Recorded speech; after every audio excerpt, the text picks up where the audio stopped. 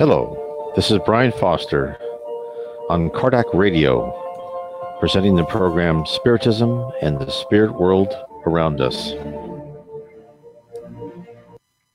Hello on this May 13th, Mother's Day today, 2018. Welcome everyone. Welcome all mothers, especially every mother has a very sacred duty and process and mission on earth, I should say. And thank you for all of us who are born of mothers. It's all of us here on earth. We owe you a debt of gratitude.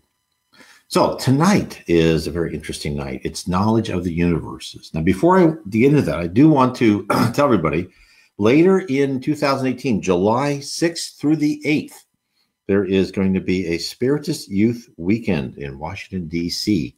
You can go, if you're listening to this on live streaming on Kardec Radio, you can go there. You'll find out information about the Youth Spiritist Weekend. I'm sure it will be very exciting. I think we all would love to see many people come and join that and start the ball rolling, more and more every year. We get more and more Spiritists and we get more and more people involved. And this is just one more thing that we are doing to bring the word of Spiritism, the understanding of the process we go through here on earth, and the love of Jesus and God that helps each one of us. And the more we can help and we can get more people together, the better off all of us are in the future. And the faster we can become a planet of regeneration. I'm sure that, it won't happen this lifetime for us, but it will happen at some future lifetime for everyone here. And the timing is all up to us, as I've said before in my book. So again, that is July 6th through the 8th. So it's right after the July 4th, probably holidays around that time. And of course, Spiritism is so important. Spiritism is meant to be brought to the United States and the English-speaking world. It has, started, of course, in France with Allan Kardec and his codification. He was the codifier of Spiritism from the Spirit of Truth.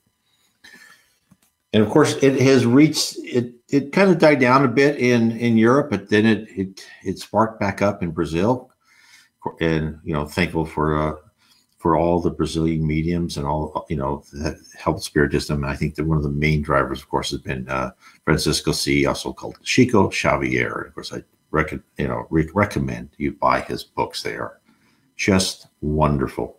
Now, tonight, we are talking about the knowledge of the universe. So this is a exciting part of this book, the knowledge of the universes. So, because we here, right? We many of us have been raised that we believe in our science, but we have to recognize that our science, and even any real scientist will tell you that they know so little of the world, and that's why we must keep an open mind. Let's keep an open mind, and that's why we're on Earth, right? We're here to learn, to understand, and to discover God and the spirit world on our own. As I said before, it's not like if God came to Earth and said, "Hey, I'm real. You guys should believe in me," and then a week later, people would start thinking, "I don't remember that." No, each of us has to do that on our own, and that's why we have to look at things. We have to look at our friends, the nature, what's happened to us, and you'll be given lots of signs and signals that will help you come to that exploration and that discovery.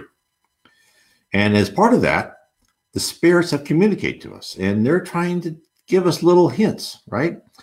Now, the spirits who communicate to Spiritist mediums have not sent concrete scientific facts to us on Earth. High spirits understand that is not their job. Discovery of the natural laws of our universe is our task, but they do allude to processes and features of the spirit universe at large. The hints that are thrown our way are enough to please any explorer, like the birds that Columbus's men searched the seas to determine if land was near. We are given information to spur us onwards. Humans have always been intellectually curious. We are programmed that way. Those who are not inquisitive don't make good candidates for advancements. Therefore, breadcrumbs are thrown in our path with the hope we follow the trail. Now, Unbeknownst to many scientists, they are performing the work of the spirit realm, whereas many profess a disbelief in another world. They are actually working towards a day when the existence of a spirit domain is proven. Spiritism is inflexible on that point. Like the plethora of new gadgets spurred on by the old Star Trek series, such as the mobile phone, the tricorder, and others, information partially described will cause some curiosity at some point, setting events in motion to culminate in exactly what the spirit realm wanted. We are all being pushed toward greatly expanding our base of knowledge. All of this is in preparation for our becoming a planet of regeneration. Now, currently, we live on a planet of atonement where we live life after life in paying off debts and mistakes from previous lives. So once the earth has a majority of souls who practice love, charity, fraternity, and honest dealings with all, we shall begin the last phase of transformation into a planet of regeneration. Many people say, and spiritist mediums and other people say that we are in that phase. We are in the first phase of that beginning of transforming to a planet of regeneration. How many years that lasts, I am not sure. In my mind, I give it around 1,000 years. In fact, I'm working on a book called The 1,000-Year March. Because, this is not something that's going to happen, boom. It's not like what has happened like in described in the apocalypse. It's not going to be one day that everyone's divided. No, this is going to happen gradually. Now, and I've talked about that in other parts in my books, especially on my book, Explore Your Destiny, which shows you all about that. So on a planet of regeneration, this is what we're working for. The baser emotions of hate, envy, revenge, and selfishness are practically erased, leading to an environment of tranquility and support of all by all. Our physical lives will be dedicated to exploring avenues of new experiences and responsibilities, as opposed to suffering through trials to teach us what we should not have done in a previous life. The earth will finally arrive at that paradise that so many of us have wished for so long. And also, for many people, I get so many emails and comments saying, I don't like this life. I don't want to be reincarnated again. Well, keep at it. We are here. It's just like you tell your child. When your child, this is perfect, a great analogy for Mother's Day. When your child says, I don't want to go to school, no, you have to go to school. You need to learn. You need to become a civilized being. Well, that's exactly what the spirit world is telling us. Yes, I know your life is not easy, but if the better you treat yourself and others in this life, the better your next life will be. Now, you're always going to have some challenges. And because not only do we have to pay for past wrongs, we also have to go through new experiences. Remember, we are here so we can become a well-rounded individual. We can improve our personality so we can be ready to be trained in that ultimate power of thought is action, where we can create. So it's very important for us to go through this trial and these tribulations. I understand it's not easy, and I don't blame anybody for saying I don't want to come back. I've said that many times myself. But now I understand. And then, when my wife and I, we talk. Oh, when my wife and I talk, we go, well, what do you want to do in your next life? We go, well, I guess we'll just do what we're told, which, is the more you read about the stories in Spiritism and it's like, that people have this, what they want. And then they talk to their spiritual mentors and they go, well, I think you should do this. And always they are correct. The reason that they are higher in the spirit echelon than we are is because they've gone through this before and they understand. So we should listen to their advice. That's why people should meditate and pray, because their advice will come back to you. Your intuition will go. And you will get better. It's a slow process. It's not like one day you wake up and you have this vision and you turn into this angel, or you die and you grow rings in the halo. That's not the way it works, right? You are who you are when you pass from this physical life to the spirit life. You are less dense, and you're in depending on where you land, you're usually in any levels of heaven, you're in a much better atmosphere, but you still have a lot to learn. And so that you rise yourself slowly. And this is one of the interesting things in Jiva Hone's book, is that it's not only you that rises, it can be a whole group. And in G. Valen's book, he tells about a colony on the third level of heaven, which had grown in wisdom and spirituality. Now, when I tell this, think about how this is happening, because this is foreshadowing what's going to happen to the earth. And let me explain. So the leaders and citizens of that location in heaven, on the third level of heaven, which I've said before, is this numbering system is just used by the spirits talking G. Valen for use of continuity, right? It's not, everyone says it's the first, second, or third level. It's just used for G. Valen. So don't quote me on that one. So they were ushered into a superior sphere where their learning would take on new heights, but they didn't travel to a new location. The entire colony and surrounding area was altered, transformed from one dimension to another. The process whereby this was done will be similar to when the earth rises from a planet of atonement to a superior level, a planet of regeneration. The fact that we live in a densely packed, multidimensional, multi-universe means that we simply plug into a different set of vibrations, harmonies, data, densities, racial matter, energy, all and more to move from one plane to another. Exactly how this occurs and what are the actual mechanics, at least to me, is still a mystery. But the ability to exist in one dimension or another just by dialing back or forward certain physical and mental variables explains why people see phantoms, near-death experiences, and that spirits exist all around us. It also explains the resurrection of Christ. So the High Spirit Arnel told the Reverend G. Allen how an entire colony moved up one sphere while remaining in place. The colony was started by the survivors of a religious massacre. The High Spirit, who was called Shonar, brought them together to wake them from the dead and asked his mother in a previous birth life, Wolfair, and others, to try and convince them to forego their desire for revenge and seek spiritual substance instead.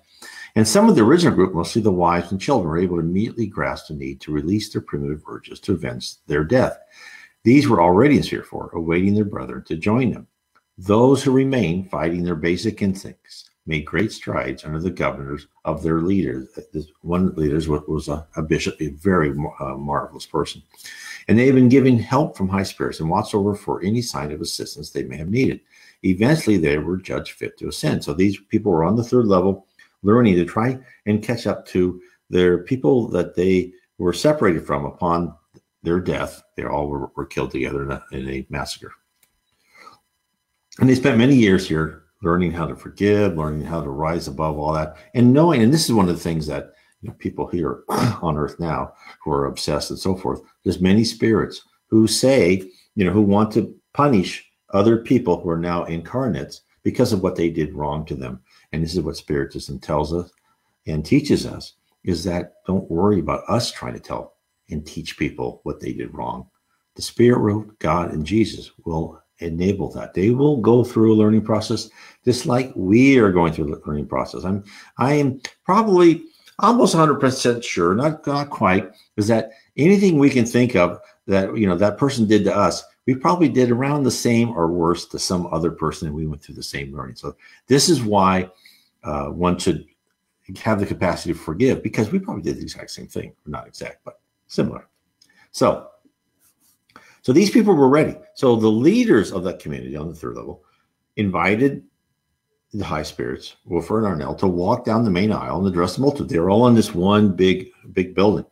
So meanwhile, outside, the transformation was being completed by high spirits. The crowd was about to receive a great surprise. And Arnel tells us what happened. This is his description. So think of yourself in this hallway. And here's this Wolfair, which is this high spirit, who's this a wonderful lady. She's just amazing of other things that Arnel has told us about. And then with her on her side is Shonar, who is this magnificent person too, that is just a beacon of strength. And you're in this hallway, and you've all come in, and you all left for what you thought where you lived, right? So this is what Wolfer told them. He goes, I am happy today, good people, because what my Lord Shonar begin. By high grace we have so far completed. You have striven well and have won through. You have, by slow degrees, so progressed as to merit advancement in the sphere next in order. Since you came here within this house, unknown to you, this transmutation has been brought upon you, and you are now within sphere 4. So be quiet in your mind for the time, good people, and at the proper moment you shall join with your loved ones and your friends and your children to whom you have so long striven to find. So then Arnell describes that she and Arnell and a company, they formed a circle and facing outwards. The circle wasn't finished, so there was a gap in the platform, and they brought in this young man who also was instrumental in helping them. And as they stood there and they were intent on their business, the walls of this big hall became less dense until they were translucent and then invisible altogether. And the open country was before the multitude. So think to yourself, you're in this great hall, and then all of a sudden, it becomes like glass. You can see right through it. And what you thought was on the outside is now different. And they saw a beautiful meadowland and trees and flowers and fountains of water, which had not been there when they had entered that hallway, that convention center, or whatever you want to call it, a big hall. But they were perplexed. And so Arnell addressed them and told them that the country around, they call it the guild house, was all changed now, and they should go forth seeking for their friends, because their own people live within that country, but you have to go out and go find them. So imagine entering a great hall, sitting down, then a bright angel tells you to stand up and peer outside, but all you see are walls, and slowly the opaque barriers become translucent. You see the countryside around you. You think this must be an illusion, because the surroundings are not what they were when you walked into the great center. Then you were told that all of you had been transformed, including the city you lived in, that now you exist on a higher, more glorious level. So this too shall be similar to the process the earth will travel through in the distant future, when mankind is at harmony with nature and themselves. There won't be a cataclysm, only a transmutation. I'm not sure if this will happen gradually, like parents watching their child grow over time, where their past childhood is remembered fondly, but the new reality is what the parents are focused on, or will the human race collectively go to sleep and wake up on a new earth? Whatever the method, it will occur, for that is our destiny. So Arnell describes the subsequent actions of the newfound residents on the 4th level of heaven. This is what he said. When the walls were once more materialized, the multitude left the building. Here they paused to see what changed upon the place. To their eyes, accustomed to the somewhat subdued light of sphere 3, this was indeed a paradise of brightness. I'd like to stop right there. Remember what I said before. Each higher sphere becomes brighter and brighter. That is why when you're a spirit at one level, let's say you're in the lower zone, and you try to climb up to the first level of heaven, or if you're in the first level of heaven, you try to go to the second level, it becomes too uncomfortable. It's just too bright. You're not used to it. Again, this is what, and the brightness is the love of God permeating throughout the atmosphere. So the trees, now I'll go back to this quote, the trees and flowers and grass were of a much brighter hue, and the light more mellow. Nor was there any desert land to be seen, for the forest filled the horizon on every hand with a rich curtain of colors. But nowhere was the party to be found for which they thought. So they went forth and entered the forest paths on every hand. They did not pause to consider what was the direction in which they should go. They did not see the company of those who had come from the higher spheres to guide them. But one after another, they found their friends and were very content. So they had found who they had been separated before because of their hard work. Now, will this be our fate in some future life? Those of us who've had worked to balance spirituality, materialism, striving to replace our primitive emotions with an uplifting feeling of love, charity, and fraternity, will we go out the door and see a brighter earth with flora shining in colors we haven't perceived before? I believe the day will come. It may not arrive as fast as we desire, but seldom anything does, right? But that day will dawn, and then we shall be able to look back and know that if all our trials were worth it.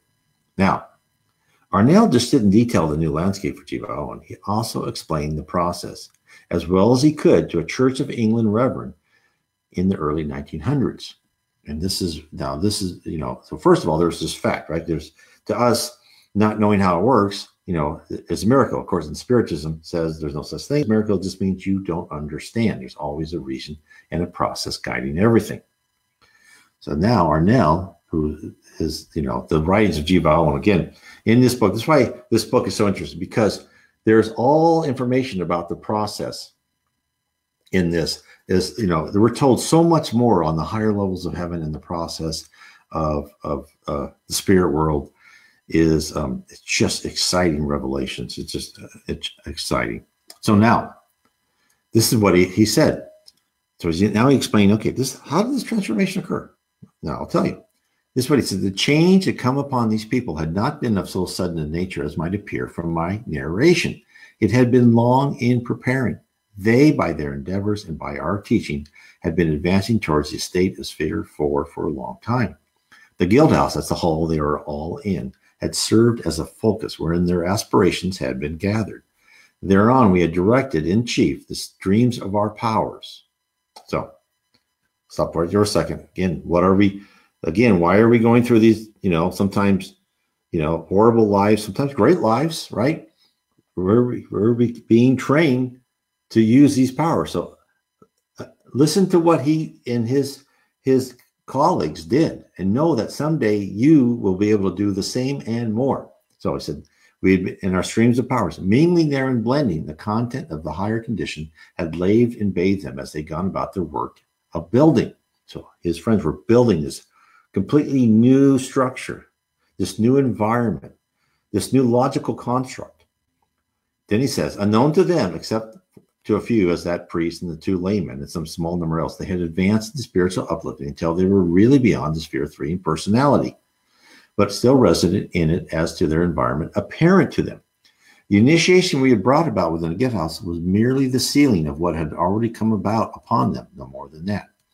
So the key phrase to consider, and what that Spirit Arnell told Jiva Owen, is beyond Sphere 3 in personality.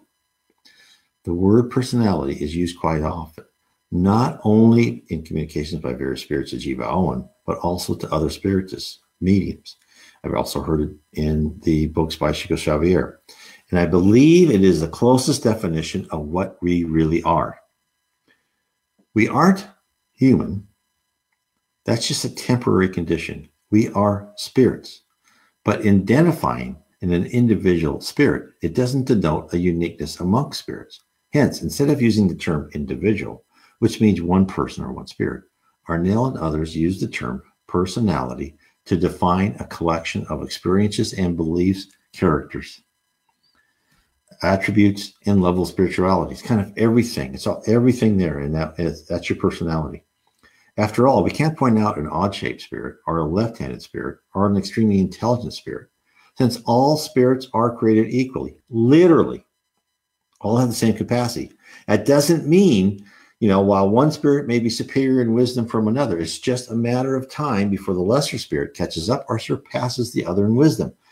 All can transform their physical appearance to suit their desires. Hence, if they wish, all spirits could look and act and talk alike. The differentiation is slowly in with what a spirit has accumulated in their long ascent up the spiritual ladder. Our preoccupation with race, tribe, homogeneous cultures is, quite unimportant. Our differences are but part of the lesson plan. They're one more experiences and a learning opportunity. Now, think about what that means to a spirit peering down on us. It is as if the teachers were watching with amusement the trading of marbles and the discussion of what color and type of marbles were the best among the children. It served the purpose of initiating discussion and debate, but on the whole was trivial in the years of schooling ahead. The collection of personalities, individual spirits in that colony in Sphere 3 had the correct vibration and spiritual maturity to reside in, fit in, and be in affinity in with the personalities of Sphere 4. Hence, they were promoted. Thusly, as a collective, the environment of their old city would be transformed to be in tune with Sphere 4. Arnell then tells us more. Now, this is another interesting part. This is where he really explaining how we are logical constructs, and the spirit universe is just this huge universal cloud library, cloud database. This is what he said. We did not transfer them from one locality to another. Now, I find this difficult to make clear for you to whom distance is so real a thing. It is not to us as it is to you. You might, as I say to you by way of example, you might be speaking of you and me at this moment as being distant each from each other, for you cannot see me, and you hear me only interiorly, as the voice of someone far away. But that is not so. It is merely that your state and my own are dissimilar. Our environment is diverse by reason of our condition being on two different planes of activity. And yet we are not dissimilar in total. For, see you write what I impress upon you to write. That could not be except some likeness of nature should be to you and me both. So it was with those people of the guild house. It was not their residence which was changed locally, but their environment was transmuted around them, and they became, by that transaction, corresponded no longer to the conditions of sphere 3, but those of sphere 4. Now, there's a couple ways you can look at this. It is as if you were a player on a team, one of the very best players. Your team wore a jersey of red and white. And during the very time you're engaged in a contest against another team who wore, let's say, blue and yellow jerseys, you're notified of a trade to the other team. The other team was generally known to be a bit of a higher caliber. You stayed on the field, you took off your red and white shirt and donned the blue and yellow. Your personality stayed the same, but you changed teams to a superior team where you would be a better fit because you were in affinity with that other team. Another way of looking at it is like in data, right? You have all this data, and each personality within that sphere 3, within that guild house, was then automatically said, okay, and one of the pieces of data was you are on sphere 3 in this location at this place. Now we're just going to switch that switch and say, now you're in sphere 4 in this new location. And then they were there, all within maybe the same physical space. You know, could have been a pin drive, could have been anything, if you want to visualize it like that. But now, and I know this gets confusing to people because, you know, we talk about spheres, right? And the spirits talk about spheres and levels because that's how logically for our brains, we can see the data, right? Because, you know, you've seen maps and you've seen, you know, where they show you maps and they show you things and they make you visualize the data. That's what they're doing with us. When in essence, the data is dense and intermixed. So the colony on sphere 3 was transformed. They became associated with another sphere, to this sphere where they had, through long study and work, been promoted to. The gradual progression resulting in a change of state is also happening at this very moment on Earth. In the book Genesis by Allan Kardec. Now, first, I want to make sure everyone is to know that on my website, www.nwspiritism.com, there's a picture of Allan Kardec on the top right-hand side, on the right-hand navigation bar. Click on that picture. It'll take you to the EDI CEI bookstore where you can get all of Allan Kardec's books. You can get Chico's books, Yvonne Pierre, the ones in English. And they're wonderful books. So click on this and go explore what books you can buy. The other thing, too, is I've said this many times, but I keep wanting to repeat. And that's how I found Allan Kardec's books. I got all his books for free on PDFs. Just type in Allan Kardec and then space PDF on Google or DuckDuckGo, something like that, search engine, and you'll find everything in PDF. So it's all there for you. So in the book Genesis by Allan Kardec, a spirit, Dr. Barry, notifies us of the Earth's planned transformation. Now, Genesis was written, I forgot exactly what year, in the 1850s or early 60s. I can't remember, but it's also one of the main books everyone should read by Allan Kardec. This is what he said. Yes, indeed, humankind is being transformed just as it has been transformed in other epochs. And each transformation is marked by a turning point, which for the human species is what the turning point and growth is for the individual. These crises, frequently painful and dolorous, carry generations, institutions along with them, but they're always followed by a phase of material and moral progress. After nearly a century, Earth's humanity has arrived at one of these growth periods, and it is in the middle of a transformative endeavor. That is why humankind is being shaken on all sides, caught up in a kind of fever as is driven by an invisible power until it settles on its new foundations. Whoever sees it afterwards will find many changes in its customs, its character, its laws, and its belief. In other words, in its entire societal aspect. Now, If that was written today, we go, oh yeah, we're going through this change. But remember, this was written in the middle of, in 1850, middle of the 19th century. So that's one other thing we have to do. When we hear these things from the Spirit saying, now this is going to happen, right? We have to think of spirit time. Remember, there's no time in the spirit universe. Time is, so it's so, 10 years to us, 10 years. It's nothing. It's like, boom. But many spirits, as I said before at the beginning of this talk, is that we believe we are going through the first phase of becoming a planet of regeneration. Now, how long that phase takes is probably much longer than we want, right? Because we always want everything as fast as possible. But it is happening. And even Dr. Barry here in Genesis says it's going to start happening. And look, after 1850, when he talked about until it's settled in this new foundation, look what happened. You had Europe, it was like the world power, the different, Britain, France, they all had these huge colonies. By 1945, let's say 100 years later, 1950, let's round it up, Europe has never been the same, right? It never will have the reach it had before, the dominance it had before. And it was settled on a new foundation. So just as in the colony where teachers from higher spheres guided the progression of the inhabitants, our spirit mentors too are guiding the entire human race. Whereas we may not see them, we can't resist their influence. The spirit Arago, again in Genesis, notifies us of the connection and inevitability of the coming transmutation. This is what he said. And again, the book Genesis, which you can find on the EDI-CEI bookstore site. The spirit, due to its contact and interconnections with the physical elements, is also subject to influences that modify its dispositions, although they do not require it a free will and overexcite or accentuate its activity, thereby contributing to its development. The turmoil that sometimes manifests within an entire population among the people of the same race is not a fortuitous event, nor is it the result of a capricious act. Its cause lies in the law of nature. Unconscious at first, this turmoil, which is nothing more than a vague desire, an indefinable yearning for something better, and need for change, is expressed through silent agitation and then through actions that prepare social revolutions, which, believe it or not, also have their own lifespan, similar to physical revolutions, because everything is connected. I'll give you a good example of that. Think of how the Communist Empire, the Soviet Union, I should say, just like vanished. It was almost overnight. I mean, as far as empires go, it was just extremely rapid, right?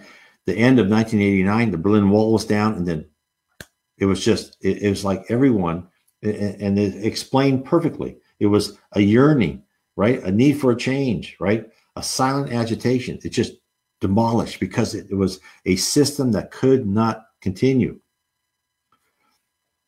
So he goes on, if your spirit sight were not limited by the veil of matter, you would see these fluidic currents, which like thousands of conductor wires link up things of the spirit world and the physical world.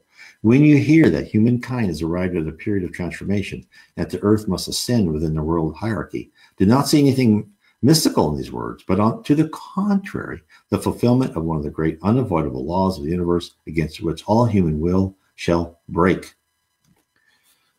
I've read this other places before. It's, and I think it was Allan Kardec, and I can't remember where, but he said, when God makes a plan, the plan will work, right? It's like, no matter what we do, no matter how we think, people are like, no, stop. I don't want to ascend, right? Or no, I want to stay where I'm at. No, it's not going to happen. So yeah, we might as well get along with the program, right? We tell that to our children all the time. Come on, get with the program. Stop trying to deny reality, right? And we are the same way, right? Because I am, extremely stubborn, and I'm trying to be less so. So we, the collective humanity on Earth, are being taught. And as we gain knowledge through the experiences mandated by the spirit realm, our personality is being modified. Our harmony, vibrations, and spiritual feelings are being affected. And this, this may not happen in one lifetime. So I'm not saying that you're going to transform in one lifetime. This is just going to happen as reincarnation, incarnation after incarnation after incarnation. Some people park right there, say maybe 1, 2, 3, 4, 5 lives, and they just refuse to change. But eventually something will happen where they will. Oh, hello, Mara. So once a majority of us are in tune with an advanced state of being, the earth will be transformed in place to stand side by side with other advanced planets. So Arnil gave us one more example of the density of the spirit universe in which we live, and where all things coexist within the same space, but not in the same dimension. Now, this is how Arnil explains. It says that transmutation explains the resurrection of Christ. This is what he said. When Jesus came into the house wherein his friends were gathered on that first Easter, he came unseen. So then he gathered from them what substance he had need of, and by what process you now call materialization, he fashioned him a body of flesh. Then he was visible to them. Also, his environment had become changed. When he had transacted such business as his was at that time, he dematerialized again that body of flesh, and in that act, he changed his environment once again back to that of the spirit. But all through the process, from first to last, presence and absence had no part whatsoever. Both before and after his appearing in bodily form to them, he was there unseen. You get me? The change was of condition, not of locality. Wow, that should just blow everybody away. I mean, that should just that's just like the biggest shock ever. So let me explain in other words, because I know this is not an easy concept. So I believe that Jesus visualized the room in which his disciples were gathered. At that thought, he appeared in the room. He changing his environment around him, seeing the men talking. Next, he altered his own state to one denser, more matter, right? So he could gather the matter to create his own image as he was on earth. So his friends could detect his presence, again, by the power of his will, his thoughts. After he finished, he returned to his normal state, and by the action of another thought or set of thoughts, came back to the plane in which he had left. Did he travel? Did he get in a car and drive? I think I'll drive to Jerusalem and surprise these guys. No, he exists in this logical world. And through his personality, which is so superior to ours, he was able to say, okay, change this data point, change this state, and then I will just be there. Now, imagine you were Reverend G. Vowell in the early 1900s. But now we can begin to grasp this concept of the fluidity of existence, the advent of CGI, computer-generated imagery, whereby the entire environment is driven by software, created by the thoughts of creative directors of the movie, is totally flexible. Anything that can be imagined or visualized can be created, albeit in only 2 dimensions in our physical world. Whereas in the spirit realm, reality is created in multiple dimensions, all driven by the power of the will. This is exactly why you, my dear friends and fellow travelers on earth, must survive the bad periods of life, for they are training missions. We are in the midst of a training mission, teaching us how to harness our minds in the worst and the best of circumstances. Sometimes, and as the spirit realm said before, and it actually said in this book, the Spirit's book, is when they say, what's one of the hardest trials? Being rich. And people go, no, how can that be? But no, it is true, and I understand that, because when you're rich, you can become haughty, you're less humble, you get what you want. It's almost you have this whole army of enablers to let you do the bad things you shouldn't do. So anyway, so now let's go through that. Let's explore this a little bit further. So in the spirit realm, as I said before, thought is action, and thought creates, thought destroys. Thought is the reality. In our physical world, we believe that many discoveries and actions begin with thought, but in parallel with our human thinking, our planet and our universe carries on, ruled by natural laws. Natural laws which dictate how stars are formed, planets are created, continents grow and collide, how the weather changes, how our very buildings stand and eventually decay, all unaffected by our minds, right? You know, I can look at this wall, I can look at this monitor, I can't change it. The spirituality, the supreme intelligence, or God, whatever name you wish to use, thought in the universe was created. Creation by force of will didn't end there. The spirit realm tells us that the ideas still control and affect creation in our physical world. The spirit book, codified in the 1850s by Allan Kardec, who codified the doctrine of spiritism. And what they said is spirits transmitted their answers in this book posed by Allan Kardec. Now, so the spirits was a combination of answers from mediums of questions from different mediums, different geographical areas, all asked by Allan Kardec. And of course, it was all brought about when Jesus promised us the Consoler, which is the third revolution, Spirit of Truth, to tell us more.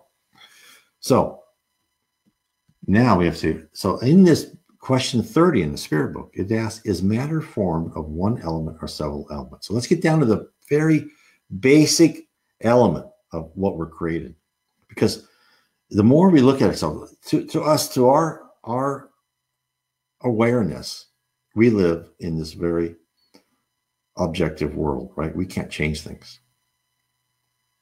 But that's our awareness. And that's why we're in this physical body, because we're limited. So question 30, is matter formed of one element or of several elements? And what was answered was of one primitive element. The bodies which you regard as simple are not really elementary.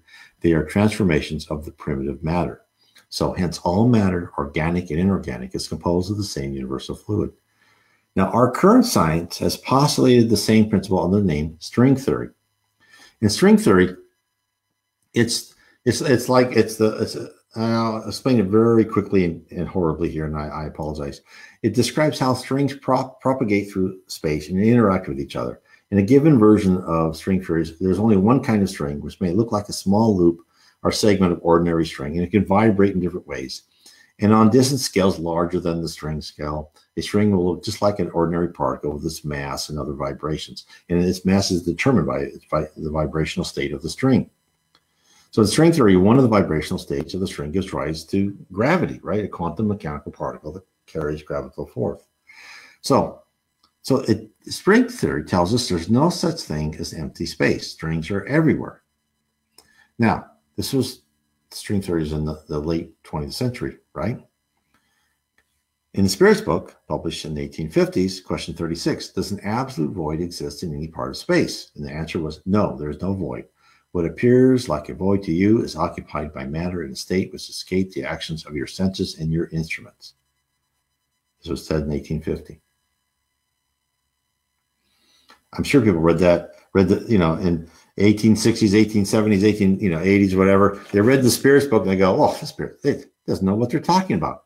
Well, they actually did. There is no vacuum anywhere. Spiritual literature also foresaw the event of the Big Bang Theory. In the book Genesis, Miracles and Predictions According to Spiritism, that's the full title. In the section titled The Universal Creation, we are told by spirits communicating to Allan Kardec in the 1850s how it all began. The primitive cosmic matter contained the material, fluidic, and vital elements for all the universes that unroll their magnificence before eternity. It is the fertile mother of all things, the first grandmother, and what is more, the eternal generator, the substance from which all globes have not disappeared. This power is not dead, for it still gives birth incessantly to new creations and receives incessantly the reconstituted elements of the worlds that have been effaced from the book of eternity. So the unrolling, when he said the unrolling, is the filling of our particle physical universe, our particular physical universe, from the primitive element bursting upon the scene, caused by the thought of God to start the creation cycle within this particular physical universe. Over billions of years from the start of a tiny seed, tiny thought, galaxies, solar systems, planets, and life begin. This one element is used for everything. Now, this is else what they tell us. The ethereal matter, rarefied to various degrees and which is diffused throughout interplanetary space, that cosmic fluid that fills the universe,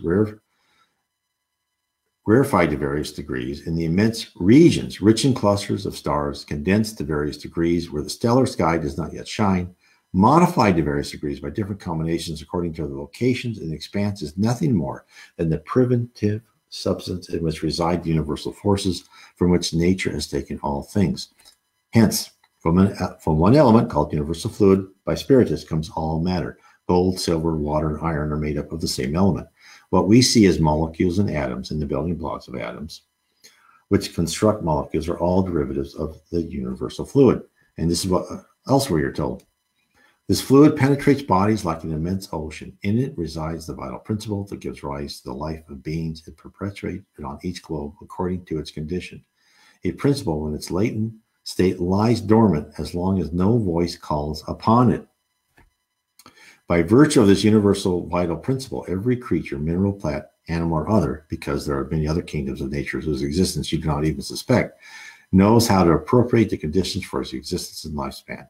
So this fluid is modified to become whatever it needs to be. It is transformed by thought. When God created the universe, he created it by thought to be composed of an element which is able to be formed into many combinations by thought and to follow logical rules, a type of programming, the behavior of the object for all eternity, until a superior thought modifies it.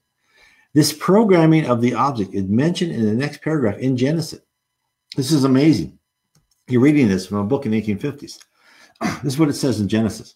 It is very important to be aware of the idea that the primitive cosmic matter is not endowed only with the laws that ensure the stability of the worlds, but also with the universal vital principle that forms the spontaneous generations on each world to the extent that conditions manifest for the successive existence of beings, and when the hour sounds for the appearing of the children of life during the creation period.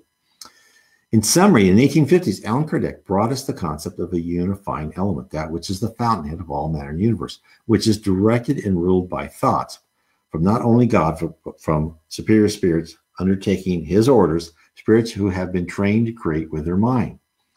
We are on earth at this moment, surviving our trials, paying for our past debts, gaining new experiences, so one day we too may be worthy of manipulation by our will.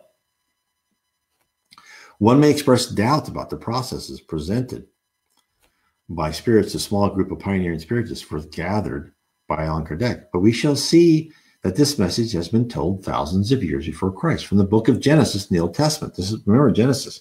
In the beginning, God created the heavens and the earth. The earth was formless and void, and darkness was over the surface of the deep, and the Spirit of God was moving over the surface of the waters. Not only from the Old Testament, from many other religious texts. Most started with an idea, a thought, an intent to create. Now, thanks to the Spirit of truth, as promised by Jesus in the New Testament, Spiritism is revealing more information about the creation of our universe. But then in the 20th century, we were given even more to ponder. The structure of the physical and spiritual universe is revealed once again in the Life Beyond the Veil, the Lowlands of Heaven section. Now, again, I will tell you in this book, what I've done, when I'm saying all these things I'm talking about is in this book. I take what Reverend G. Bow Owen told us, and I also compare and contrast that with what was in other spiritist literature, Allan Kardec, Chico Xavier, Ivan Pereira, Divaldo Franco, etc. I'm sure Leon Denis, I'm trying to leaving out some people I've read. So again, now this book, Life Beyond the Veil, was done in the early 1900s. And this is again what a different high spirit told G. Bow Owen, Astriel. And he talks about how all the objects are composed. Every star, as you know, is itself a center of a system which comprises in itself not only the planets in revolution around the star, but also the particles of matter which suffuse that system, but are too sublimated to be cognizant by any system of chemistry, which is possible to those who dwell in physical bodies, and in their research are compelled to use both material instruments and material brains. These particles are between the purely material and spiritual, and indeed may be used both in the physical and the spiritual economies, for the two are merely two of the many phases of one progressive economy, and act and react on each other like the sun and the planet. Astriel is restating the fact, except in the spirit realm, that everything flows from one source. We are told the same in Allan Kardec's Genesis in chapter 6, It was dictated to the Parisian Spiritist Society in 1862 and 1863 by the spirit Galileo in the beginning of the section called Matter. Again, so this is from around 1910. Now, this is Galileo. The spirit Galileo said in around the early 1860s. He said within the book Genesis, nevertheless, we can establish as an absolute principle the fact that all substances, known and unknown, no matter how dissimilar they may seem, whether from inner composition point of view or from the aspect of their reciprocal action, are in fact nothing more than varieties into which it is transformed under the direction of the innumerable forces that govern it. Asriel, along with Galileo, is making clear that not only is our physical universe composed of universal fluid, but the spiritual realm is also made of variations of that prime element. Next, Asriel, the spirit Asriel, exposes how transformation of the primary elements are accomplished in some of its properties. That's what he said. Gravitation is applicable to those particles also on both sides, and it is by means of this force, as we will call it, as being a name you know and also very little understood, that we cohere these particles together and are able from time to time so to clothe our spiritual bodies to become visible to the photographic plate and sometimes to the human eye. But we do more than this and over a wider range. Were it not for these particles, all space would be dark. That is, no light would be able to be transmitted from the planet, our sun, our star to Earth. For it is because of the reflection and refraction of these that the rays are visible. Not that they are transmitted, for their transmission and passage depend on other elements, of which we will now say no more than this. It is not the rays of light, nor it is the so-called light waves which are visible to the human eye, but their action on these minute particles, which, on the impact of these rays, become visible as waves. So, he said this early 1910. String theory postulates that strings interact with each other and vibrate in different states. A higher order spirit has hinted at a similar process. Light doesn't travel in a beam, but flows like a wave across a tapestry composed of countless threads acting and reacting to each other. As the threads vibrate, their intensity is revealed, and we can see the patterns of the carpet. Asher notifies Valois that the spirit world doesn't wish to supply humankind with the answer, since the effort to advance scientifically is part of our collective endeavor. But they will give us hints as to what are possibilities of future research. With this in mind, Asriel explains the basic underlying theme of our existence. That's what he says. The stars then send forth their light, but in order to send it forth, they must first possess it themselves. And as they are not self-constituted personalities, in order that they may have it, they must be given it. Who does this and how it is done? Now, remember what he said, as they are not self-constituted personalities. That's the key concept to grasp. What did I say about us? We are personalities. That's what the spirits say. They talk about us. We are the ones with the soul. We are the ones that thought is action. So when Asriel speaks about the stars, powerful suns which generate immense energy, he implies, since they aren't distinct individual intelligent beings and they don't possess actual power, they are only channels for power. In our life, we playfully give personalities to inanimate objects. We personify that which we believe could represent human-like behavior. Children's cartoons exemplify this, such as the sun talking or the ocean inviting a child to swim. What Asriel is saying is behind these, what we believe are purely natural objects that operate via the laws of physics, are actual operators who have personally determined the operation of that object. Now, Asriel reveals the full extent of the power of the spirit realm. This is what he says. Now, of course, God, it is easy to answer God, for he is the source of everything. That's true enough. But as you know, he employs his ministers, and these are without numbers, in each unit with an allotted task. The stars receive their power of transmitting light from the presence of myriads of spiritual beings about them, all ordered and regulated in their spheres. All are working in conjunction. These have the stars in their charge, and it's from them that the energy proceeds which enable the stars to do its appointed work. We've gone so much in this talk, so let's think about what Asriel said. There is an intelligent being behind the workings of the universe, pulling levers, starting and stopping, regulating and measuring what we see as the natural evolution of the cosmos. It is as if the mythology of the ancients came back to life, and Apollo's chariot really did bring the sun out every morning. Have we regressed in time-worn superstitions? No, for the spirits have told us that human achievement is like a spiral. not a straight line, but that we must go through a materialistic phase, which de-emphasizes spirituality in order to accomplish the scientific discoveries that are required to return to a balance between materialism and spirituality. The spirit world has determined that we are ready to relearn certain truths, that we are connected at a deeper level than most of us could comprehend to the spirit realm, that our ties to the earth, to wealth, are but temporary achievements. Our real goal is to better ourselves, to be prepared to take up the job of running the universe.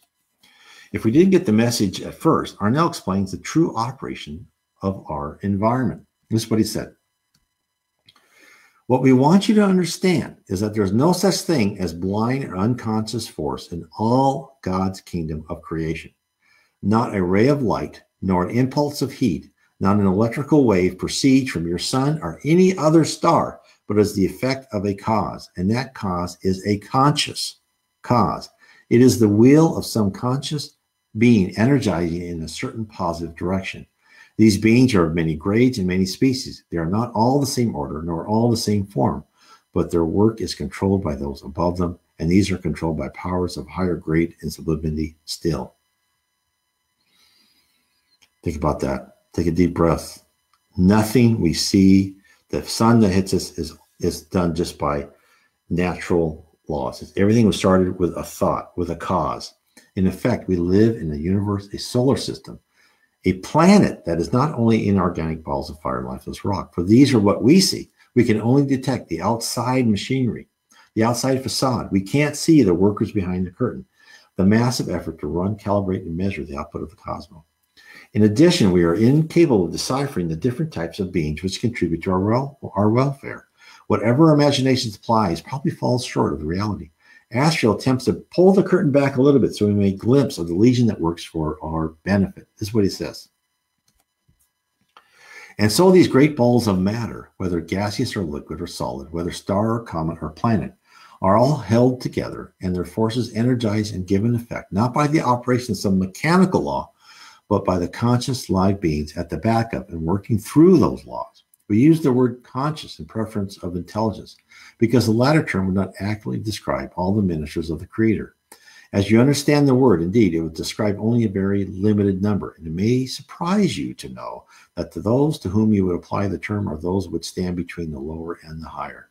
For while the lower workers are not really beings of intelligence, the higher are more sublime than the term would imply.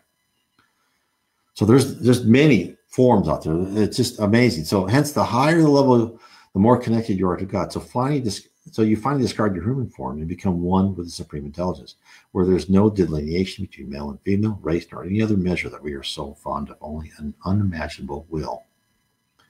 So at the end, Astro ties it all together, demonstrate to us how all of what he has presented affects our daily life. This is what he said. Now you will, from what we have already written, be able to see how intimate is the relationship between spirit and matter.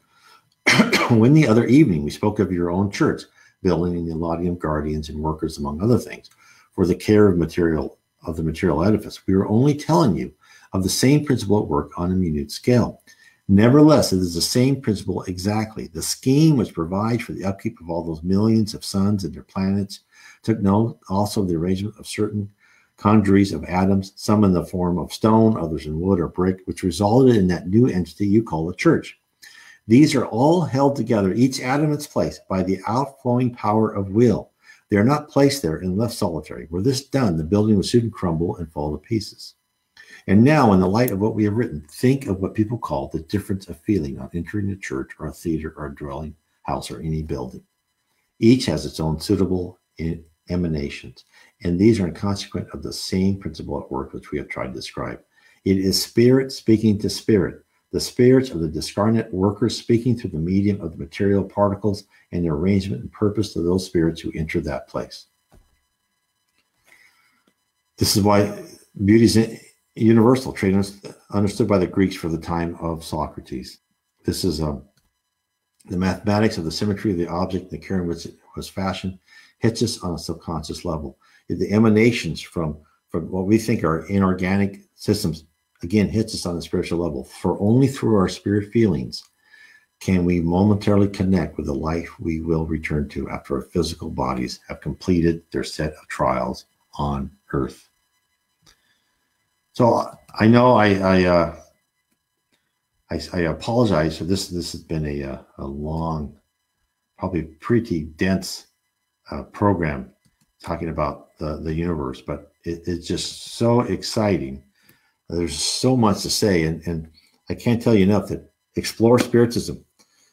Also, please share our Facebook site, Kardec Radio, with your friends. Tell them about Kardec Radio. Share this live stream with friends. Share the Spiritism and the Spirit Universe Around You Facebook site, where we a lot of people talk about Spiritism too. It's also a great place to ask questions and get answers. Many people are doing it now.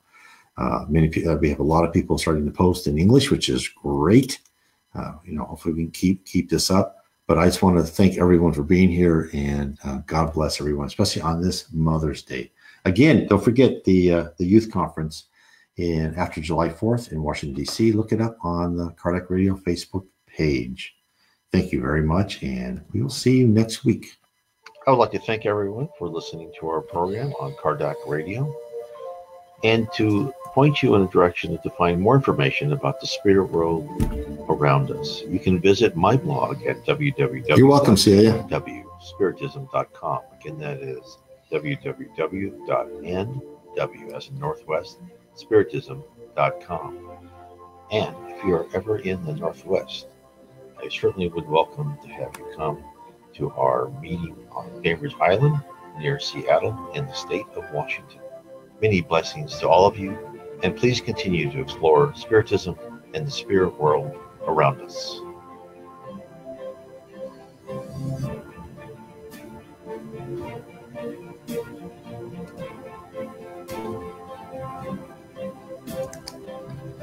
Thank you, Donna.